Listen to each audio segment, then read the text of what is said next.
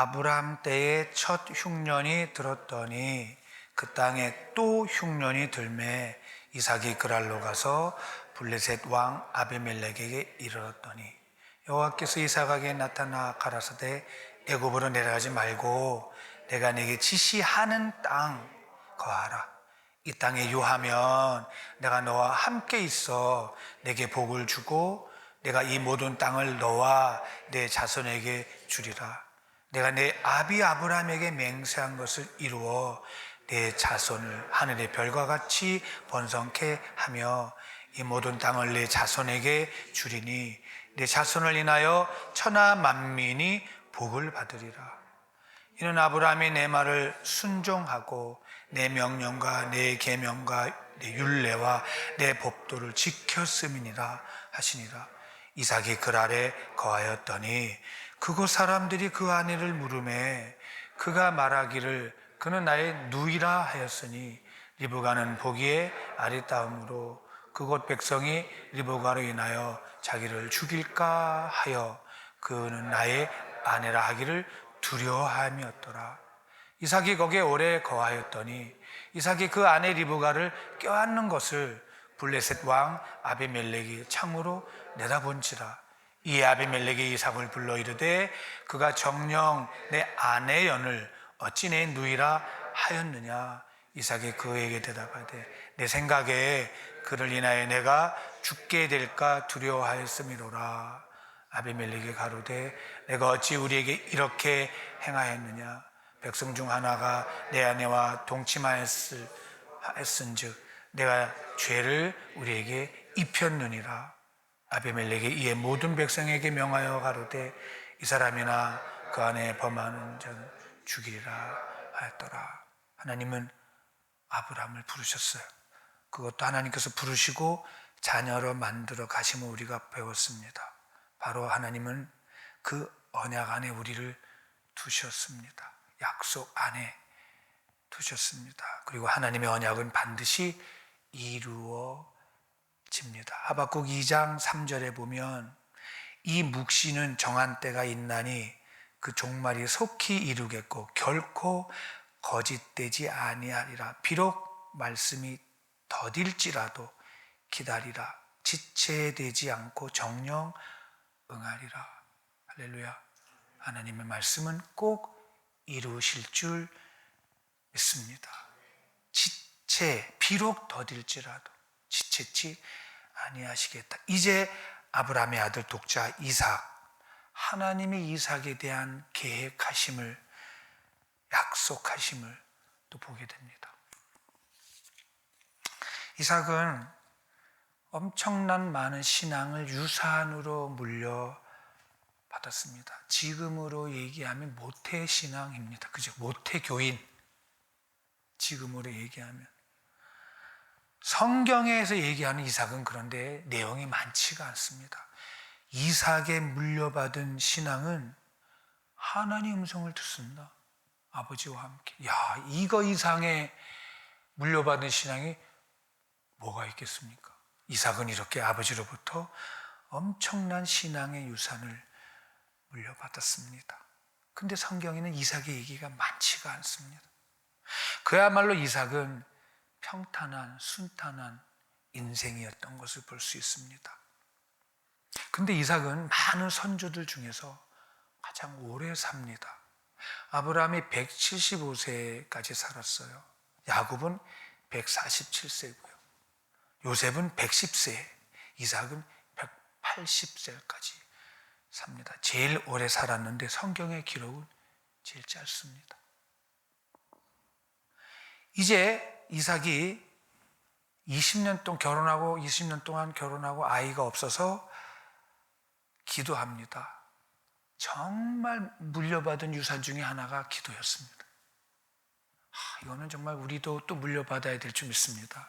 앞이 막혔다, 힘든 일이 왔다, 어려운 일이 왔다, 눈 들지 말고 아래로 내리고 무릎을 꿇게 되는 유산이 있게 될 줄 믿습니다.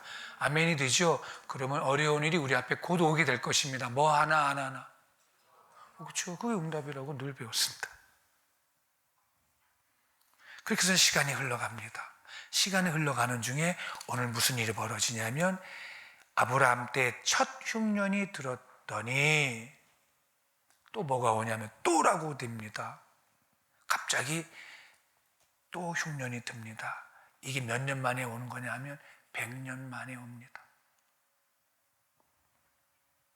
아버지 때 있었던 그 기근, 흉년, 그것이 또 하나님이 이삭을 향하여 준비해 놓으신 것을 볼 수 있습니다. 근데 이렇게 견딜 수 없는 흉년을 또 허락하시는 하나님을 우리는 또 알 수가 있습니다. 그 섭리를 볼 수 있습니다. 이 흉년은요, 사막지대의 흉년은 견딜 수 없습니다. 진짜로 견딜 수 없습니다.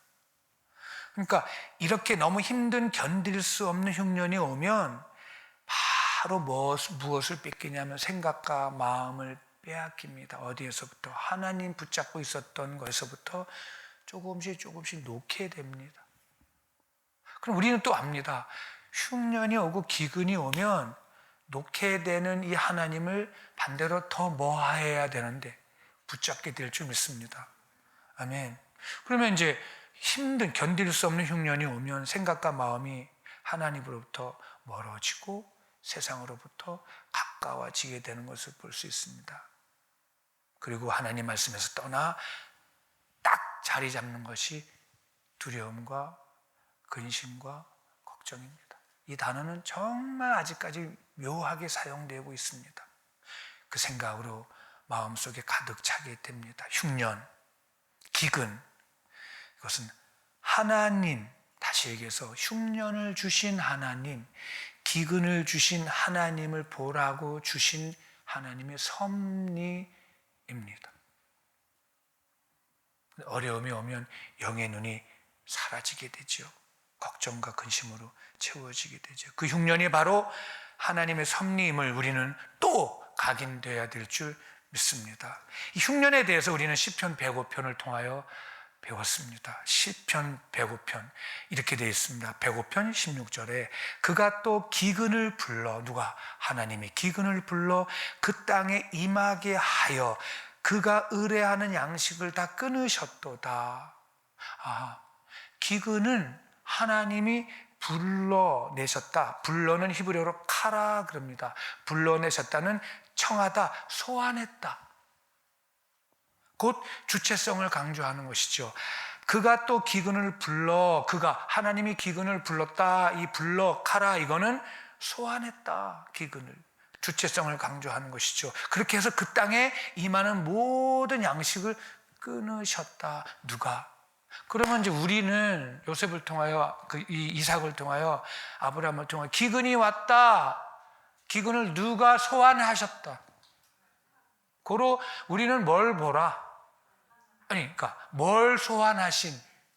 기근을 불러 소환하신 누구를 바라봐라. 그렇죠. 그거 이삭을 통하여 또 공부해 가는 줄 믿습니다. 환난이 옵니다. 시련이 연단이 고난이 옵니다. 하나님은 이삭에게 이 기근을 허락하십니다. 믿음의 조상 아브라함으로부터 귀한 믿음을 유산으로 물려받았지만 각자의 믿음의 훈련은 이제 각자 시작하십니다. 아버지 때문에 이삭을 봐주지 않습니다. 이게 하나님의 계획입니다. 특히 우리 인생에서는 하나님의 백성에게는 이렇게 여러모로 환난과 시련과 고난이 준비되어져 있습니다. 이제까지 아브라함을 통하여 믿음을 배웠다면 이렇게 기근이 오면, 환난이 오면 기근을 주신 그분을 바라보자라는 것 배워왔습니다. 하나님의 섭리입니다. 꼭 옵니다. 꼭 옵니다. 이것이 바로 우리가 가지고 있는 하나님을 바라보지 못하는 옛 것들을 뽑아내는 훈련이요 하나님의 배려입니다. 아무리 생각해도 그렇습니다. 이 어려움은 매일 옵니다. 자, 그 훈련은 각자 다르다고 했습니다. 이삭에게는 큰 흉년이 옵니다. 근데 이삭은 흉년을 주신 하나님을 보지 못하고 생각과 마음의 애고로 빼앗깁니다.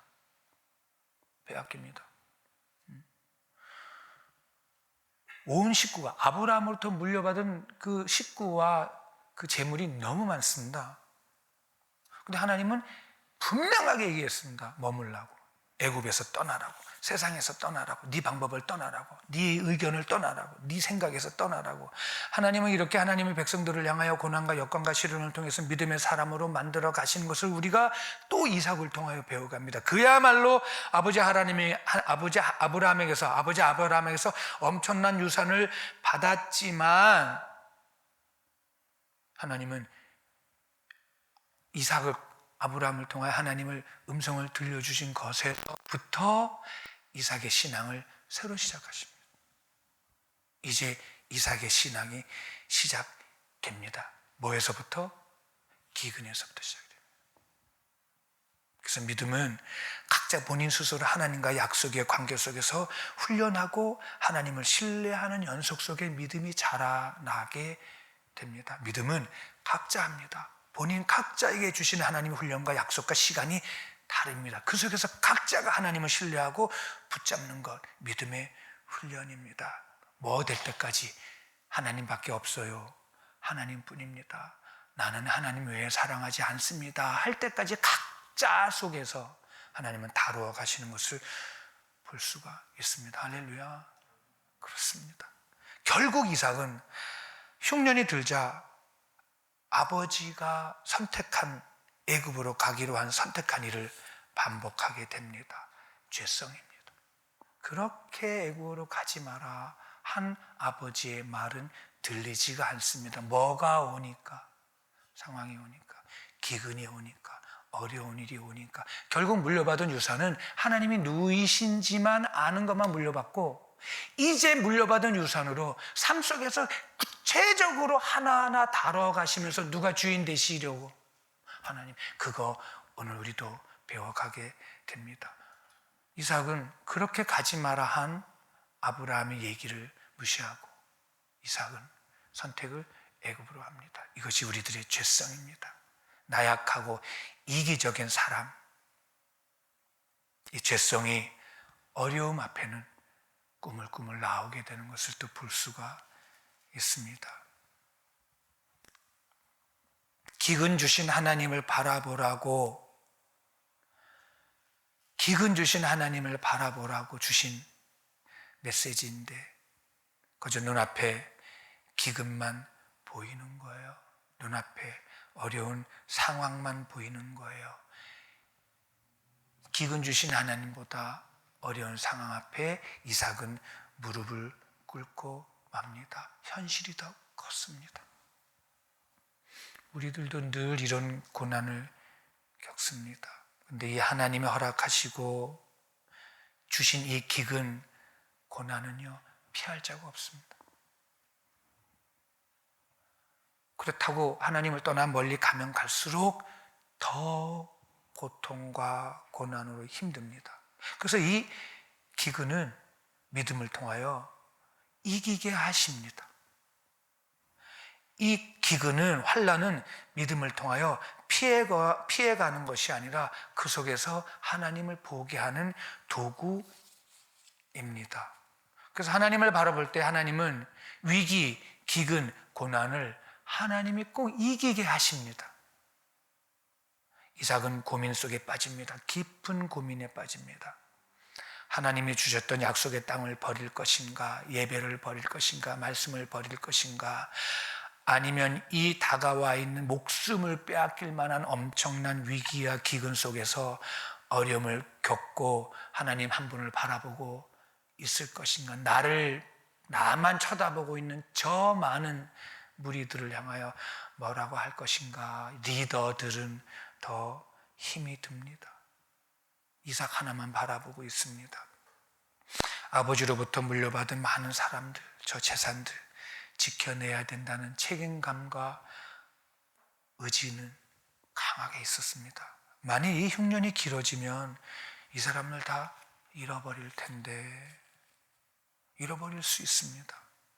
근데 신앙적으로 보면 아무리 큰 기근이, 흉년이 와서 재산을 잃어버린다 할지라도 하나님의 약속의 땅에서 떠나면 안 됩니다.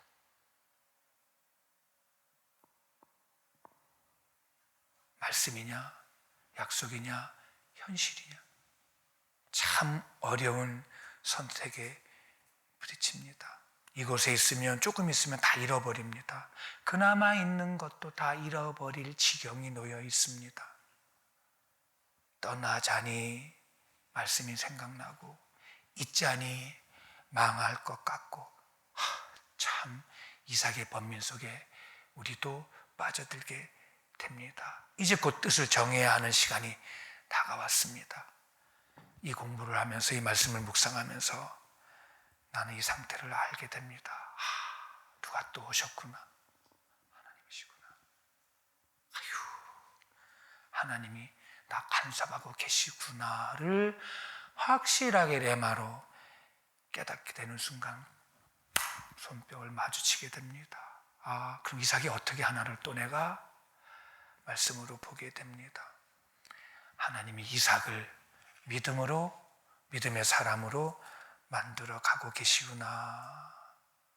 그런데 성숙한 믿음을 갖지 못한 이삭입니다. 왜? 하나님의 음성만 들은 이삭, 믿음의 유산을 그것만 물려받았습니다. 그래서 믿음이 성숙하지 못한 이삭은 선택은 결국 하나님의 말씀이나 현실 앞에 이 어려운 현실, 즉 흉년 앞에 무너지고 일단 위기를 모면해 보자. 일단 어려움을 피해 보자. 잠시만 가 있다가 다시 오자. 아마 그 시간이 길지 않을 거야. 그럼 이것도 방법일 수 있을 거야. 작전상 후퇴라는 거 있잖아. 그러니까 일단 한번 뒤로 갔다가 여기를 떠났다가 그리고 하나님도 이해하실 거야. 아브라함의 하나님, 내 아버지 하나님이 그렇게 이해하셨는데 나도 분명히 이해하게 될 거야. 이것도 한 방법일 거야. 하나님 이해하시죠? 하나님 보셨잖아요. 이 상황을 다 알고 계시잖아요. 그러니까 이제 나는 작전상 후퇴이지 하나님을 떠나가는 결코 아니에요. 이렇게 마음 먹고 길을 떠납니다. 내 모습이죠. 내 모습이에요. 이거는 이삭이 아니에요.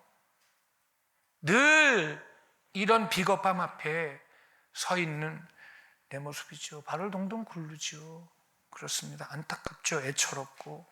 하나님이냐 현실이냐, 예배냐 내 삶이냐. 이삭은 떠납니다.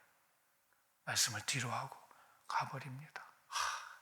그러면 이제 하나님의 마음은, 이삭의 마음은, 아브라함은 죽었고 우리들의 마음은, 이 말씀을 보고 있는 우리의 마음을 하나님은 지금 보고 계실 겁니다. 이삭은 모든 것을 뒤로 하고 자기의 생각대로 방법대로 애굽을 향합니다.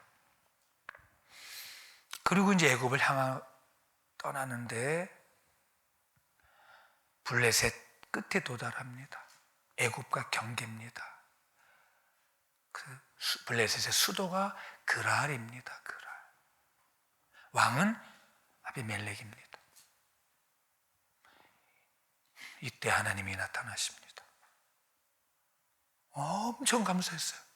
이때 하나님이 나타나. 지금은 하나님이 안 나타나세요. 지금은 무엇으로 나타나세요? 말씀으로. 단에서 주의 종의 음성으로. 이것이 믿음이 될지 믿습니다. 하나님의 뜻은 이삭의 생각과 100% 달랐습니다.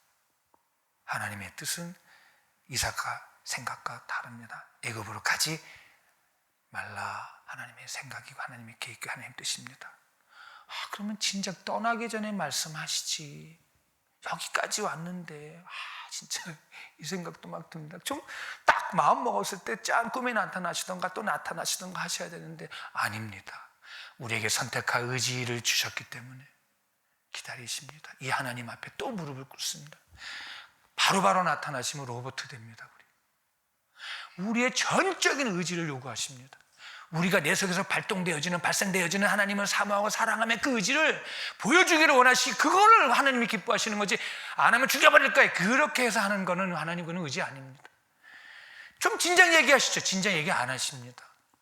기다리십니다. 그리고 떠난 다음에 아파하시면서 나타나십니다. 하나님이 나타나셔서 말씀하십니다. 애굽 땅으로 가지 말라. 내가 지시하는 땅에 거해야 돼. 이 음성은 처참한 음성으로 저는 들렸습니다. 다시 들립니다. 신앙이냐, 말씀이냐, 인간적이냐, 육신의 생각이냐, 현실이냐 빠집니다. 아주 큰 고민에 빠집니다. 눈앞이 현실은 아른거립니다. 흉년입니다. 죽습니다. 바로 죽음이에요. 고민할 것도 없어요. 떠나야 돼요. 말할 것도 없어요. 근데 하나님은 아니라고 하십니다. 내 생각은 네 생각과 달라. 늘 여기에 우리는 부딪혀요. 늘 부딪힙니다. 내 생각은 항상 네 생각. 이사야 53장 늘 내 생각은 네 생각하고 다르다는 거 앞에 이제는 훈련이 많이 됐습니다. 이제는 기근과 흉년, 고난과 역경이 있지만 하나님이 주신 있어라 하신 이곳에서 있어라. 지금 네 앞에 기근이 있지, 흉년이 있지, 환란이 있지, 어려움이 있지. 근데 내가 있으라고 한 이곳에 있어. 네 생각과 내 생각과 다르다. 그러나 이삭의 고민은 또 고민합니다. 왜 그러지? 죽겠는데. 근데 하나님이 더 급하십니다. 이제 하나님이 급하십니다. 자, 엄청난 말씀을 하십니다. 3절 4절 같이 볼게요. 네가 이 땅에 뭐하면 거하면 내가 너와 함께 있어. 여러분 이거 엄청, 내가 너와 함께 있어 내게 복을 주고 내가 이 모든 땅을 너와 내 자손에게 주리라. 내가 내 아비 아브라함에게 맹세한 것을 이루어 내 자손을 하늘의 별과 같이 번성케 하며 이 모든 땅을 내 자손에게 주리니 내 자손을 인하여 천하 만민이 복을 받을 거야. 그러니까 무슨 얘기냐면 네가 이 땅에 유하면, 즉 기근이 있고 환란이 있는 이 땅에 유하면 내가 너한테 먼저 뭘 주겠다? 복을 준대요. 그러니까 하나님의 생각은 늘 다르기 때문에 우리의 생각이 자꾸 접히는 훈련을 늘 하는 거예요. 눈에 현실, 상황, 내 생각, 내 방법은 늘 달랐어요. 근데 어렵고 기근이고 환란 이곳에 머물라는 거예요. 내 하나님의 생각은 네가 머물라는 거예요. 내 생각은 가야 돼요. 죽을 지경이에요 지금. 근데 머물라는 거예요. 머물면 뭐 주시겠다는 거예요? 복을 주시겠대요. 아니 또 무슨 복이야. 이거는 도저히 이해가 안 돼. 여기서 딱 1번 깨닫는 것은 내 생각, 내 이해, 하나님을 이해하고자 하는 나의 자아 깨지는 시간이죠. 이제 그거 안 하겠다는 거죠. 하나님의 말씀, 하나님 아멘입니다. 하나님 복을 주시겠다는 거예요. 하나님 말씀이에요. 근데 그 복이 뭐냐면 하나님이 함께 하시겠다는 게 복이라는 거예요. 야, 내가 너가 이 땅에 거하면 이거 줄게, 잘 되게 해줄게, 건강해 줄게, 행복하게 해줄게, 잘 살게 해줄게가 아니라 그냥 내가 함께 할게. 이게 복이라는 거예요. 아유, 그거 말고 하나님 그냥 이거 주세요. 내가 생각하는 복은 이거예요. 그렇잖아요. 하나님은 아니라는 거예요. 네가 생각하는 복하고 달라. 네가 얘기하고 있는 그것들은 있잖아, 언제든지 줄 수 있는 거야. 근데 네가 내 말 듣고 있으면 복 줄 거야. 그 복이 뭔지 알아? 나야, 나. 그 얘기. 참 하나님이 애초롭게 이삭을 붙잡아 놓고 설명하고 계세요. 얘야, 너 내 말 듣고 여기 있어. 여기 어떤 땅이야? 지금 기근이에요, 환란이에요, 죽겠어, 죽을 지경이에요 하나님. 그런데 안 돼, 여기 있어. 그래, 복 줄게. 복. 하나님 복 말고요, 물 주세요. 우리 복 말고 부추 주세요. 복 말고 참해 주세요. 복 말고 좀 10세 좀 내주세요. 그런 거잖아요. 우리는 이제 하나님의 관점의 복은 뭐냐면 내가 복이야. 나 주시겠대요. 사방가족은 여기에서 충분히 아멘이 될 줄 믿습니다. 이분만 계시면 이게 신앙인 줄 믿습니다. 복의 개념을 정확하게 이삭을 통하여 정리해 주셨습니다. 정확하게 무엇으로? 말씀으로. 복은 하나님과 함께 하는 것. 아멘. 아멘. 아멘. 그 곳에, 그 상황에, 그 자리에 기근이 있든 환란이 있든 어려움이 있든 누가 함께 하시면 뭐 받은 자다. 아멘. 할렐루야. 그게 복인 줄 믿습니다. 아니면 너가 맘대로 피하여 맘대로 내려가고 맘대로 하면 나는 너와 함께 할 수가 없어. 나는 하나님이야. 나는 너를 따라갈 수 없어. 네가 나를 따라와야 돼. 나는 조물주고 너는 피조물이야. 너가 나를 따라와야 돼. 그게 복의 시작인 줄 믿습니다. 우리는 늘 어떤 물질이 우리 원하는 것을 갖게 되고 소유하게 되면 그것을 복이라고 하는데, 하나님의 복은 하나님 당신 스스로가 복이라고 하신 줄 믿습니다. 하나님이 함께 하심이 복입니다. 아, 그렇구나. 하나님이 계시면 뭐가 더 필요하겠습니까? 하나님이 함께 하시면 뭐가 더 필요하겠습니까? 이 복을 깨닫고 볼 수 있는 영의 눈을 여는 것이 복입니다. 그래, 내가 이 세상 끝날까지 너와 함께 할 거야. 이 어려운 고난과 환난 기근 참고 이겨. 근데 네가 이기지 않아. 내가 이기게 할 거야. 내 안에 주님이 계신 줄 믿어요. 내가 이기게 할 거야. 이기게 하시는 분이 지금 약속하고 계시는 거예요. 이기게 하시는 분이. 어렵니? 힘들니? 환난 가운데 견뎌. 내가 이기게 할 거야. 그분이 바로 하나님이신 줄 믿습니다. 그리고 또 다른 엄청난 약속이 뭐냐면, 약속의 땅을 너와 내 자손에게 주겠다는 게 뭐냐면요, 이 모든 땅 너와 함께하는 그 사람들도 복 주겠대요. 이 아브라함하고 축복이 좀 구체적인데요. 아브라함보다 너가 나하고 함께 있으면 너 복 받은 자지. 그럼 너가 서 있는 너를 따라오는 그들로 다 뭐 받는 자가 되게 한대요. 그러니까 너희를 통하여 모든 다 복받는 자가 하시겠다는 거예요. 사방 가족 여러분을 통하여, 말씀을 듣는 사람을 통하여, 하나님을 내 속에 주인으로 모신 자를 통하여, 어느 곳에 있든지 너를 통하여 다 복을 누리게 하시겠다는 것이 지금 하나님이 아브라함의 그 독자 이삭을 향하여 복의 개념을 천천히 정리하고 계십니다. 너를 통하여 모두가 다 뭐 받게 하겠다. 복을 받게 하고 하늘의 별과 같이 내 자손이 번성케 할 것이다. 이것이 뭐냐 하면, 내가 내 아브라함에게 맹세한 것을 이루어 내 자손을 인하여 천하 만민이 다 뭐 받게 하겠다. 복 받게 하겠다. 복의 근원이, 복의 뜻이 뭐다? 모두가 다 누구와 함께 하는 걸 가르쳐라.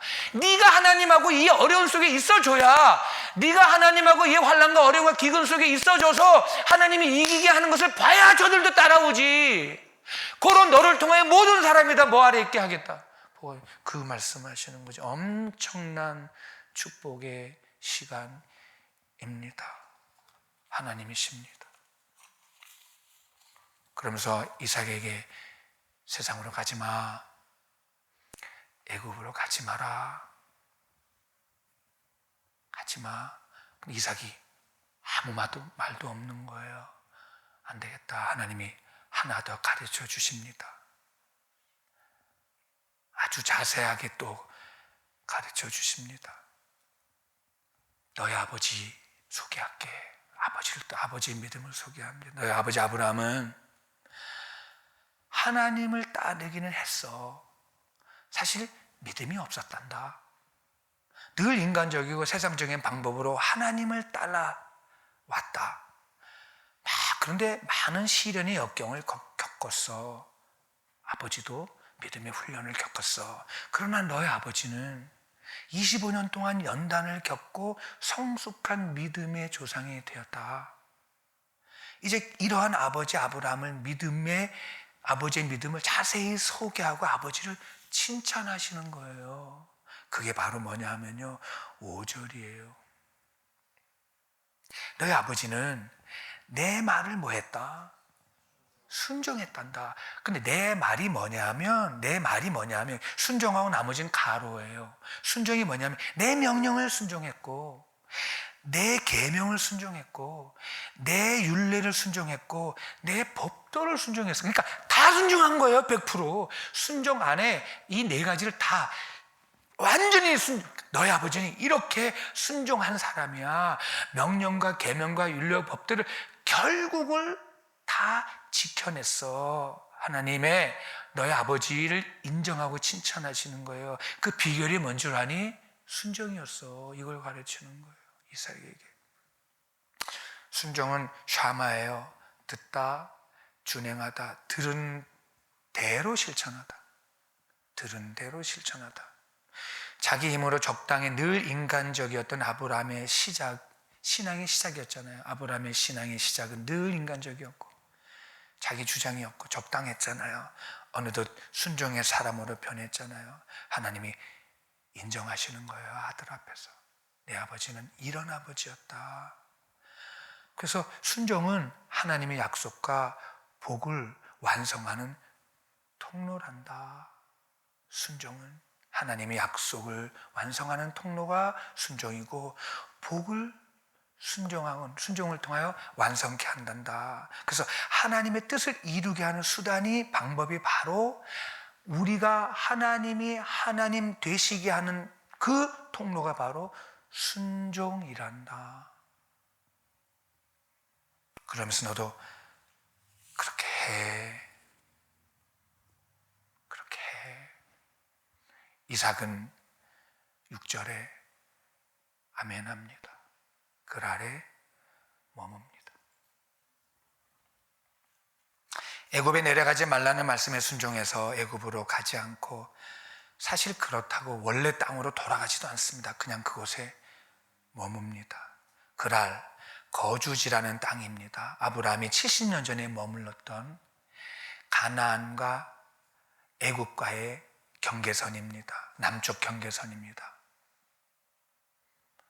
이삭은 어려운 결정을 했습니다. 내가 정해놓은 나의 신앙의 노선, 내가 선택해서 내가 결정했던 내 방법, 누구도 침범할 수 없었던 나만의 공간의 그 자리에 하나님이 드디어 아브라함처럼 이삭의 중심의 주인으로 들어오기 시작합니다. 바로 이삭의 믿음의 훈련입니다. 내가 뭘 결정한 것들 하나님 앞에, 말씀 앞에 포기하고 반납하고 순종하는 것, 이삭은 그 아래 머뭅니다. 그런데 이제 이삭의 위기가 찾아옵니다.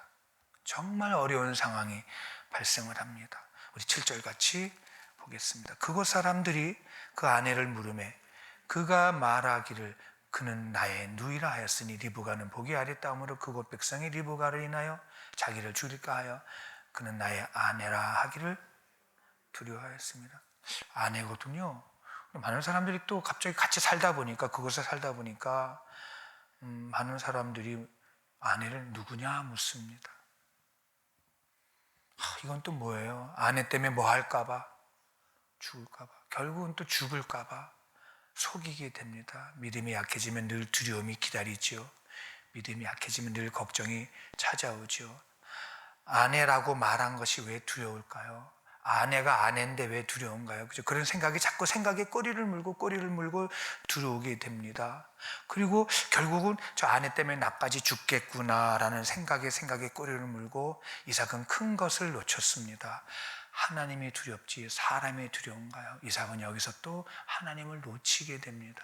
그 누구를 붙잡냐 하면 두려움을 붙잡습니다.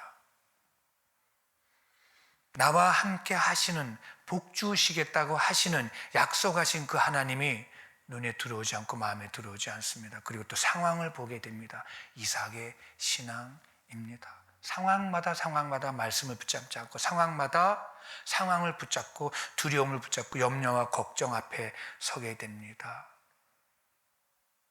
이삭은 그 생각에 사로잡힙니다. 사실 우리 안에 말씀이, 하나님이 상황보다 더 크시다고 요한일서 4장 4절을 통해 우리는 늘 배웠습니다. 내 안에 계시니가 세상보다도 뭐하다? 크시다. 아멘. 그 하나님이 크신 줄 믿습니다. 우리는 세상을 두려워하지 않게 되는 말씀이 강하게 내 안에 아멘 되시길 바랍니다. 사람을 두려워하지 않게 되길 바랍니다. 마태복음 10장에도 그랬잖아요. 몸을 죽이는 영혼, 사람을 두려워하지 말라. 하나님을 두려워하라는 말씀 앞에 우리가 있게 됩니다. 근데 이삭은 여기서 거짓말을 만들어냅니다.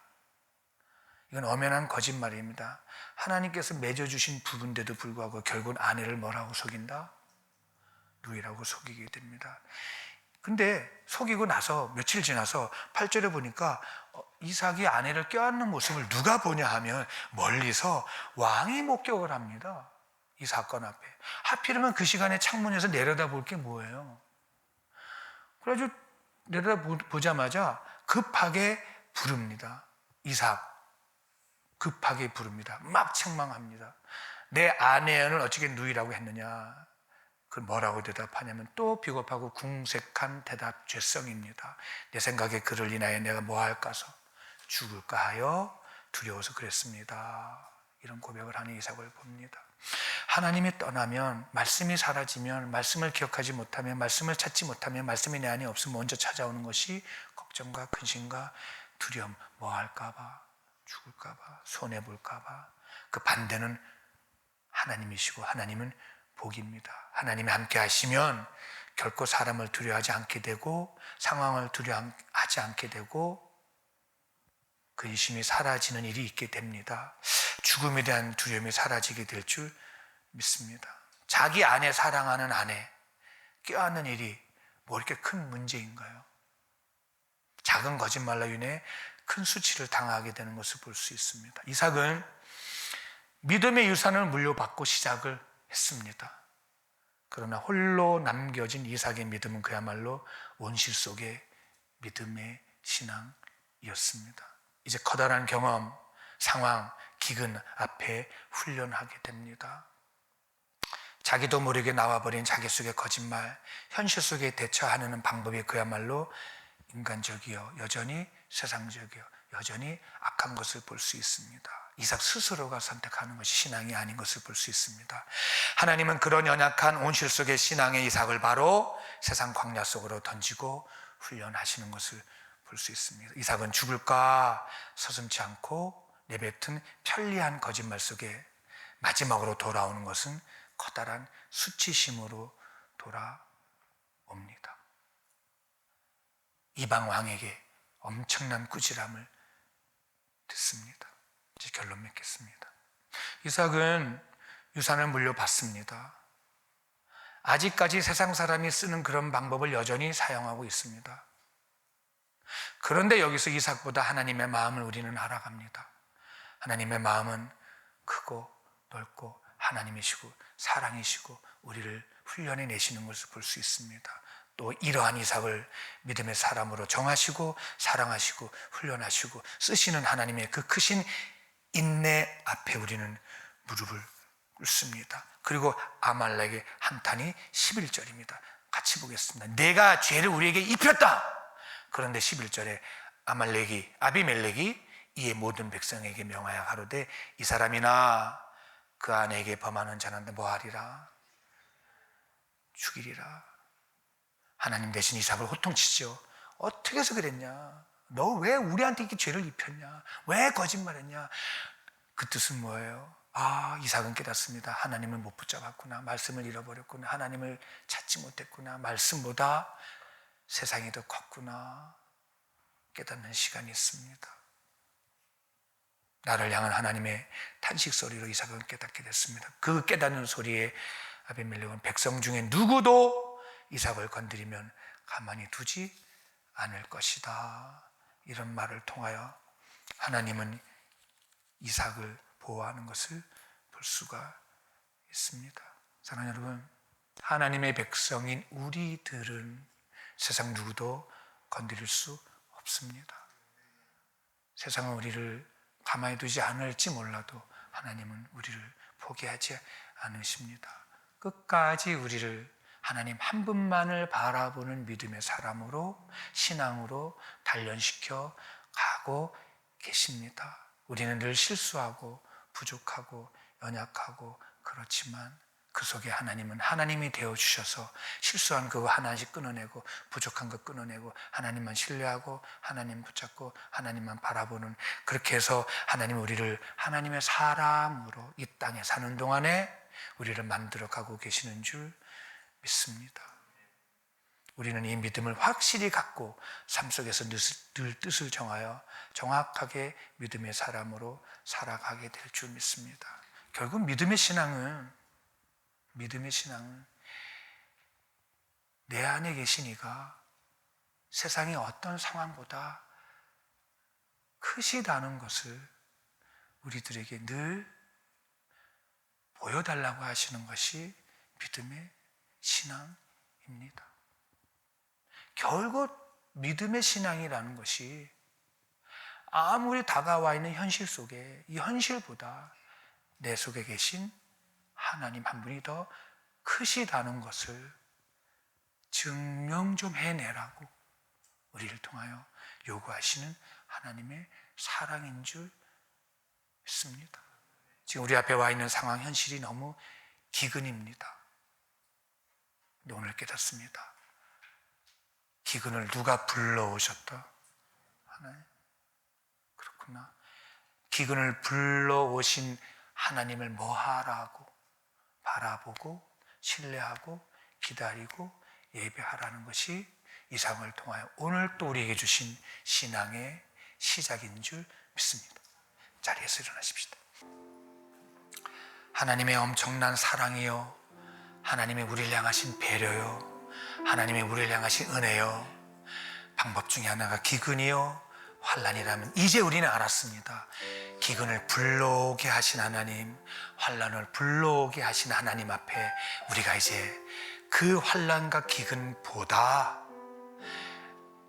내 안에 계신 하나님이 더 크십니다 라는 것을 신앙으로 표현해낼 수 있는 우리가 되겠다고, 감사하다고 우리 한번 감사하여 기도로 주 앞에 가십시다. 같이 기도하겠습니다.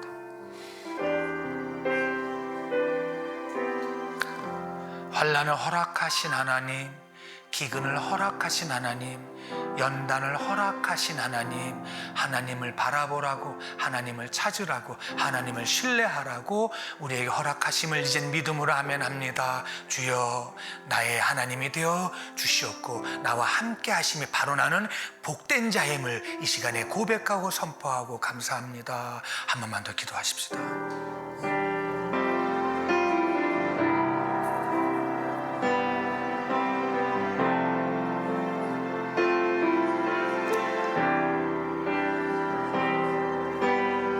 이방 왕을 통하여 내 안에 빼앗기면 어쩌려고 그렇게 거짓말을 했느냐. 하나님의 강한 음성에 이삭은 또 깨닫습니다. 하나님 잘못했습니다. 하나님 잘못했습니다.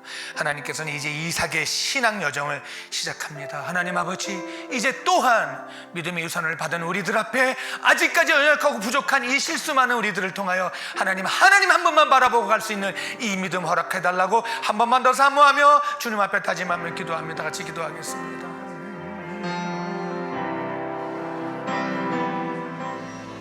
하나님 아버지, 이 밤에 회개합니다.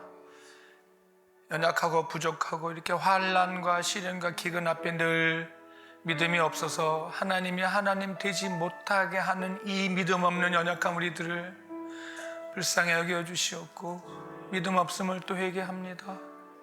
그러나 하나님의 그 사랑 앞에, 은혜 앞에 또 무릎을 꿇습니다.